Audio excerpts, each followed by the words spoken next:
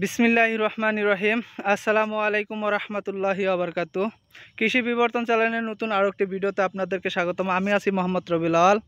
আপনাদের সামনে আমি আমার আব্বা প্লাস আমার এই যে এক ভাই আর এই চাচা, এই তিনজনকে নিয়ে আমি এই চারাগুলো উত্তোলন করছিলাম। আমরা মোট 4 জনের এই চারাগুলো উত্তোলন করছি। করার পরে এই চারাগুলো যাবে হলো ময়মনসিংহ ভালুকা। এখানে 3000 চারা আছে, 2000 যাবে তার কাছে, আর 1000 যাবে হলো যশোর। তা আপনাদেরকে বলতেছি ভাই, আপনারা যদি চাষবাস করতে চান অবশ্যই এই চারার কোয়ালিটিটা আগে দেখবেন। আমার কাছ থেকে নেন আর যার কাছ থেকেই নেন না কেন, আপনি এই যে আমি যে জাতটা করি, এই জাতটা হচ্ছে লতিরাজ বাড়ি 1 কপালে কালো তিলা। এই দেখেন, আপনাদেরকে আমি দেখাচ্ছি। এই দেখেন কপালে কালো তিলা আছে। আমি এই জাতটা করি। আর আমার কাছে যে এই চারাগুলো নিচ্ছে সে আমার মতনই একজন মনে করেন অল্প বয়সী। সে এই জাত করছিল আগে, এখন আবার করতেছে। সে আরেকজনের কাছ থেকে নিয়েছিল, নেওয়ার পরে এখন এই আমার কাছ থেকে আরও 2000 চারা নিচ্ছে। তা আমি যে করতেছি, যে আপনাদেরকে দেখাচ্ছি যে আমার আল্লাহর রহমতে আপনাদের দোয়ায় আমি ভালোই সাড়া পাই। প্লাস আমাদের যে যে কষ্টটা করতেছি, পরিশ্রমটা করতেছি, আমাদের আল্লাহ তাআলা ওই অনুপাতে আমাদেরকে চালাচ্ছে। আমি মূলত ভিডিওটি চালু করা হচ্ছে যে আপনাদেরকে দেখানো যে আমার যে চারাগুলার কোয়ালিটি একবার দেখেন। এখানে অনেকগুলা চারা আছে। আমরা ওই যে সামনে ওই পাশে জমিটা আছে, ওই জমি থেকে উত্তোলন করছি। করার পরে এখানে আনছি, আয়নায় যে এই পুকুরে ধুইছি। ধোয়ার পরে একটা প্রসেসে বা শেপে নিয়ে আসতেছি। দেখেন কি পরিশ্রমটাই করতেছি। তা আমরা যে কথাটা মূলত আপনাদেরকে বলতে চাই, ভাই আপনারা যদি পরিশ্রমী হতে পারেন তাহলে আপনার সব দিক দিয়ে আপনি টাকা আর্নিং করতে পারবেন। আপনি কাদা মাটি হোক আর শুকনা মাটি হোক, আপনি যদি পরিশ্রম করতে পারেন। আর কৃষিকাজে যে কীরকম টাকা পয়সা যারা কৃষি কাজ করে তারা বলতে পারবো। আর আমরা যদি বলি যে ভাই এত এত টাকা, অনেকে বলে চাপাখুরি কথা বলে, বা অনেকে বলে যে না এত টাকা আসার কথা না। ভাই আমি টাকার অঙ্কটা নাই বললাম, কারণ কি মনে করেন অনেক রকমের মানুষ আছে বাংলাদেশে বা পৃথিবীতে। এমন মানুষ আছে কারো মনের সাথে কারো মনের মিল নাই। এক একজনের মন মানসিকতা এক এক রকম।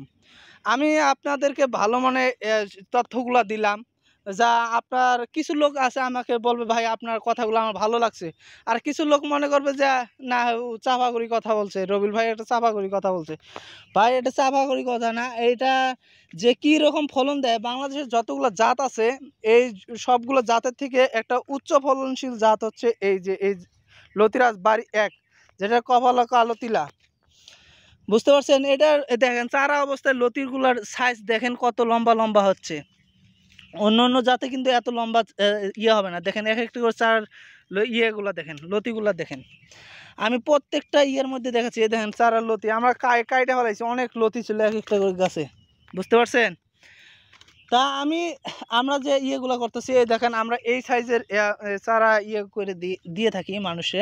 দেখেন কাটিংগুলা। আর হচ্ছে হলো আমরা যে কথাটা বলতে চাই, যারা এই চাষবাসে আগ্রহী অবশ্যই আমাদের সাথে যোগাযোগ করবেন। তাহলে আপনারা আমাদের সাথে যোগাযোগ করে চারা সংগ্রহ করতে পারবেন। আর যে কোনো পরামর্শ নিতে চান অবশ্যই পরামর্শ নিতে পারবেন। আমাদের স্ক্রিনে দেওয়া নাম্বার থাকবে, ওই নাম্বার অনুযায়ী।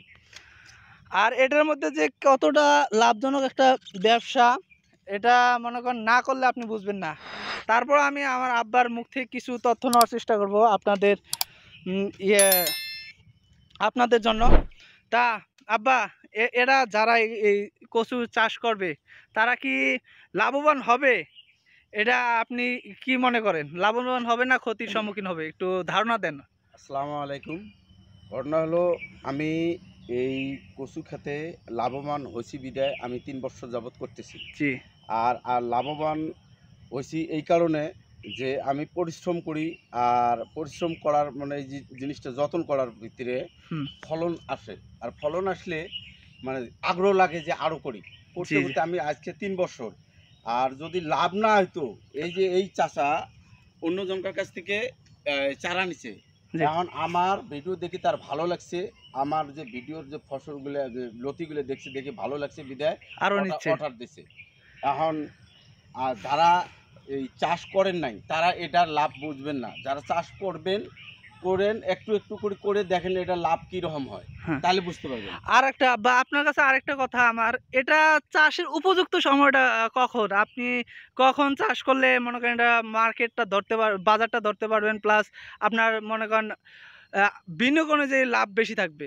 এই যে এখন এই যে শুরু হলো, বুঝছেন, এখন শুরু হলো এই যে এই মাস থেকে যখন জুন জুলাই মাস, জুন মাস থেকে যে শুরু করে, তাহলে আপনার যে মানে ভরা মৌসুমটা, এই মৌসুমটা পারবেন না, পুরো 1 বছর আপনি ইয়ে করতে পারবেন। আর যারা নভেম্বর ডিসেম্বরে লাগাতে চান তারা মনে করেন 6 মাস পাবে।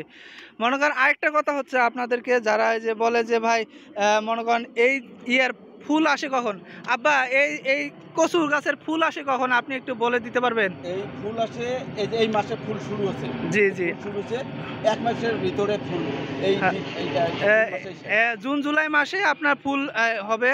মনে করেন বাংলায় যেটা আষাঢ় শ্রাবণ মাস বলে, যে আর কিছুদিন পরে যে ইয়ে হবে, এইটুক সময়ের মধ্যে আপনার ফুল হবে। বাংলাদেশে যতগুলো জাত আছে সবগুলো জাতের ফুল আসবে। আর একটা কথা হচ্ছে ভাই, আপনারা যদি সময়কে মেনটেন করতে পারেন, সময় টাইমিংটা ধরে রাখতে পারেন, বা কখন আপনি আগাম ইয়ে করবেন, চাষ করবেন, যে কোনো জিনিসের আগাম বাজারটা ধরতে পারলে আপনি ফলাফল ভালো পাবেন। তা আমি বেশি দূর ভিডিওটি বাড়াবো না, ভিডিওটা অনেক বড় হয়ে গেছে। তারপর আমি আপনাদেরকে শেষ কথা বলতেছি ভাই, আপনারা যারা চারা নিতে চান অবশ্যই আমার কাছ থেকে নেন, বা যার কাছ থেকে নেন ভাই, সব মানুষ তো আর সব কিছু ইয়ে করতে পারে না। যার কাছ থেকে নেন না কেন, চারার কোয়ালিটিটা দেখবেন, এক একটা করে চারার কোয়ালিটিগুলো দেখেন। আর প্রত্যেকটা চারার মধ্যে গাছ আছে, এই লতা আছে, বুঝতে পারছেন? এরকম একটা সাইজের কোয়ালিটি দেখে নেবেন। কারণ কি, আমরা যদি এই পর্যন্ত কাটিং করি, এটা মনে করেন 1.5-2 মাসের মধ্যে লতি হারভেস্ট করার উপযুক্ত হবে, বুঝতে পারছেন? আমি ভিডিওটি বেশি দূর বাড়ালাম না, এতটুকুই। ভিডিওটি যদি ভালো লাগে অবশ্যই আমার এই ভিডিওটিতে লাইক করবেন, আর আপনার মতামত আপনি কমেন্টের মাধ্যমে জানাবেন। আর যদি ভিডিওটি বেশি তথ্যবহুল হয় অবশ্যই বেশি বেশি শেয়ার করবেন। আর আপনারা যারা আমার চ্যানেলে নতুন দর্শক আছেন তারা কি করবেন আব্বা? সাবস্ক্রাইব করবেন। তা ভিডিওটি এতটুকুই। আসসালামু আলাইকুম ওয়া রাহমাতুল্লাহি ওয়া বারাকাতুহু।